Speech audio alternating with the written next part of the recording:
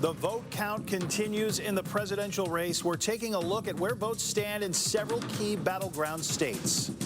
A man shot to death at a Tulsa apartment complex. New this morning what we know about the person police are looking for.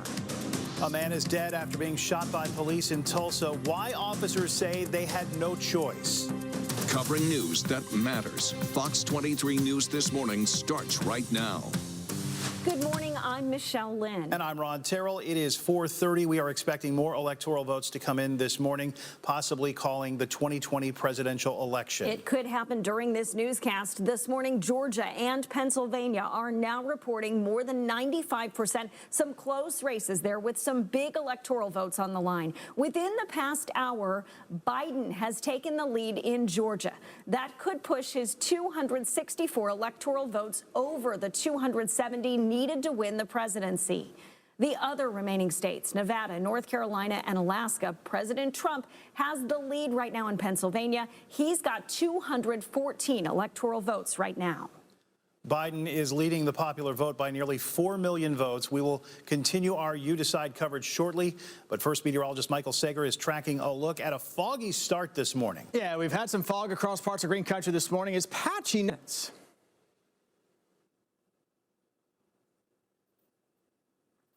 The time now is 4:31.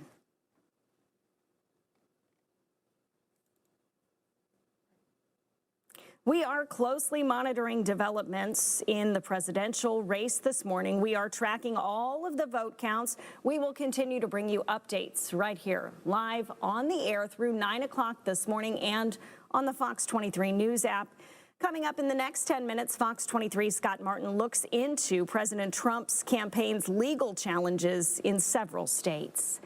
Now, in a developing story, Tulsa police are investigating a deadly officer-involved shooting. 4 officers are on administrative leave this morning after opening fire on the suspect.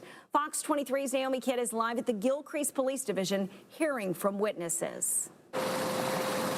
Michelle, it was officers here with the Gilcrease Streets 23 News. New this morning, Tulsa police released 2 new suspect pictures from a deadly shooting at the Meadowbrook Apartments in East Tulsa. Fox 23's Amanda Harry is live with where police found the victim and a look at those new pictures.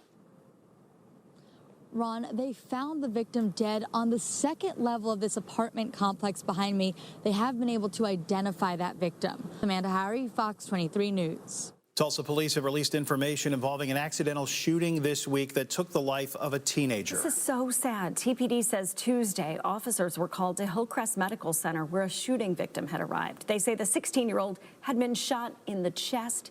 He died in the hospital.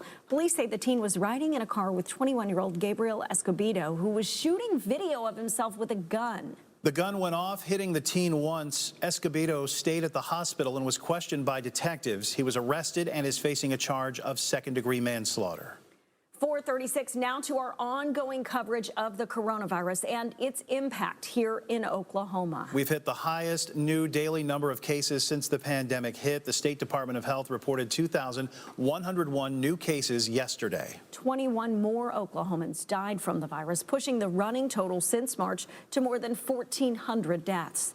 Active cases are nearing 17,000 statewide, with nearly 2,600 here in Tulsa County.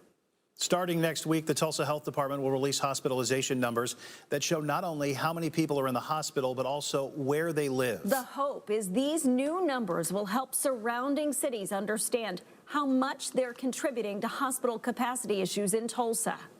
The idea came from a joint meeting between leaders in Tulsa, Owasso, Sand Springs, Broken Arrow, Bixby, Jenks, and other surrounding cities to provide a more unified fight against COVID-19. Today is the last day of distance learning for Tulsa Public School kindergarten and pre-K students. We've been telling you they head back into classrooms Monday for the first time since March. The district has cleaning protocols and mask requirements. TPS says those younger kids will also be split into small groups of 3 or 4 students. Just being mindful about the number of exposures. If we do have to do contact tracing, it's much easier when we know people that have been in close contact. Pre-K and kindergarten students will also be eating in their classrooms. The district is waiting on grants to provide COVID-19 testing and is hoping to have the rest of the elementary students back in school buildings by the end of the month. Bixby Public Schools will switch to distance learning for all 9th through 12th grade students for 2 weeks starting Monday. The district made that decision after seeing an all-time high for COVID-19 cases impacting schools in the district because of Thanksgiving break.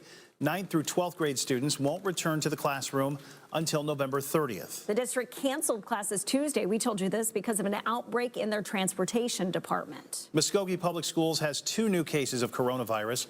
School officials say one student at the 6th grade academy at Grant Foreman Elementary and a staff member at Irving Elementary are infected.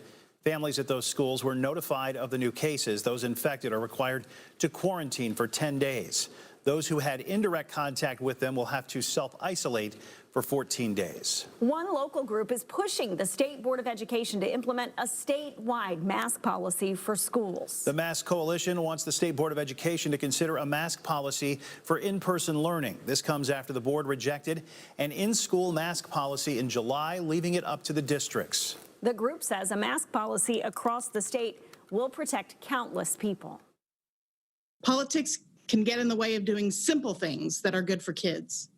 We know masks slow the spread of COVID-19. We simply must do better as a state. If the local school districts refuse to implement this, then at least one of those board members with the State Department of Education needs to reconsider their vote. The Mask Coalition started a petition on change.org with about 300 signatures. Today is the final day of St. Francis Health System's drive-through flu shot clinics. It's at the Warren Clinic Tower in South Tulsa, anytime from 8 to 8, where you see these drive-through shelters. You're asked to stay in your car. The cost is $40 and is covered by most insurance plans. The Fox 23 severe weather team is tracking power coming back on for more customers now after last week's ice storm hit central Oklahoma. We brought you coverage of the damage and outages across central and western Oklahoma. Power is now restored for about 370,000 customers. OG&E says 85% of the outages are now restored. Thank goodness. That was a long time to be without power. Yeah. Temperatures pretty mild to start the day. Our nice weather will stretch into the weekend. That's right. Meteorologist Michael Sager is tracking this nice stretch that just continues for us. Yeah, it certainly does. In about 10 minutes. Right now, 4:41 is the time. He was born in Indian Territory. This whole area was Indian Territory. And then he became one of the biggest stars in American history. Honoring one of Oklahoma's most famous entertainers, how the Cherokee Nation was able to purchase a part of Will Rogers' past. Jared was a wonderful guy in every aspect of that word. Remembering another life lost to the coronavirus, how officers and others came together to honor a man who meant a lot to a lot of people.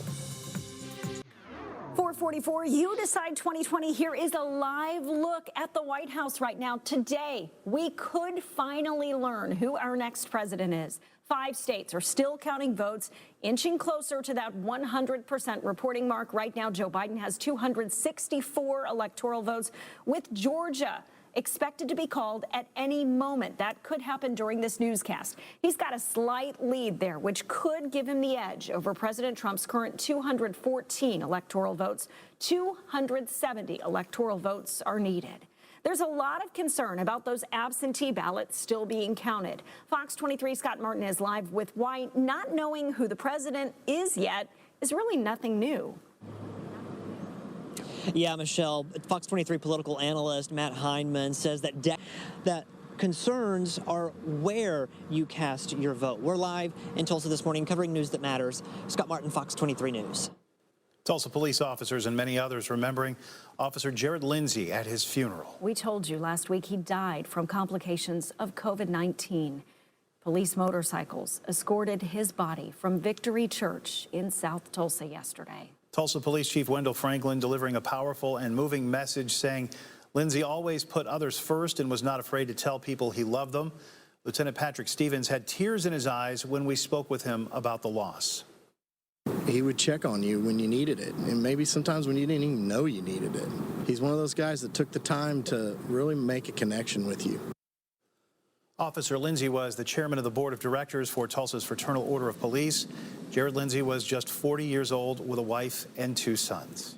Officer Officer Arash Zarkashan, who was shot during a traffic stop in late June, took time to visit staff at Ascension St. John, where he was treated. Look at this. I love it so much. These are pictures Ascension St. John shared on Facebook saying, quote, Officer Zarkashan, you can't imagine how much your visit meant to the nurses, doctors, surgeons, and therapists that had the privilege to care for you. You are truly an inspiration to us all. Gosh, I can't even imagine how excited they were to see him, and he's been doing so well. Yeah, I mean, just awesome. Just the whole process and the progress that he made from, you know, the moment that horrible incident happened to now. It's incredible. Yeah, remarkable. It's also exciting that it's Friday and we've got nice weather. Mother Nature's been in a good mood this week, and her good mood continues into the weekend. Meteorologist Michael Sager is in the farm. Morning, though, with that fog and the temperatures as you're heading up for the morning drive in about 10 minutes. 450, a popular puzzle celebrating a big birthday. Just how long? The Rubik's Cube's been around. This will make you feel old. And the big celebration planned. A politician in our state is making history twice. How they are first in Oklahoma and the nation for a unique reason. It's beginning to look a lot like Christmas. Wow, already, where you can go in Tulsa to get in the holiday spirit. Many businesses are already decorating for Christmas. Tulsa's Celebrity Restaurant, which opened back in 1963, has most of their Christmas decorations up. Last year, they weren't able to decorate as elaborately since they were going through renovations. Now, they're pulling out all the stops. The reason we've decorated so early this year is we want to give people enough time to get in and carry on their traditions. We've got families that have been coming here for years, and we're not going to pack it out as much in one night this year. If you want to take a look, make sure to call ahead and make reservations. That looks really cool. We're doing that, Ron. We're doing a holiday lunch. There we go. My treat. At the Celebrity with the lights. We're going to book reservations. We're going to do it big. There we go. Before Thanksgiving, because 2020, why not? Why not? One of the only Renaissance fairs in Oklahoma this year is this weekend. The 2020 King's Medieval Fair is happening at Black Gold Park near 141st Street and Highway 75 in Glenpool. The fair runs through Sunday. You can expect period costumes, local vendors selling arts and crafts, and a handful of food trucks. Everything is free. They'll have hand washing stations. Masks are encouraged but not required. Right now, 4:55 is the time. Tulsa police say they had no choice but to use deadly force after a shooting. What officers say put them in danger. A man is dead after a shooting in East Tulsa. What police say led up to that shooting. Live look outside, and hey, a great view here over South Tulsa. Visibility not as much of an issue here, but we've had some fog across parts of green country. We'll get a look at that rest of the morning drive in about 3 minutes.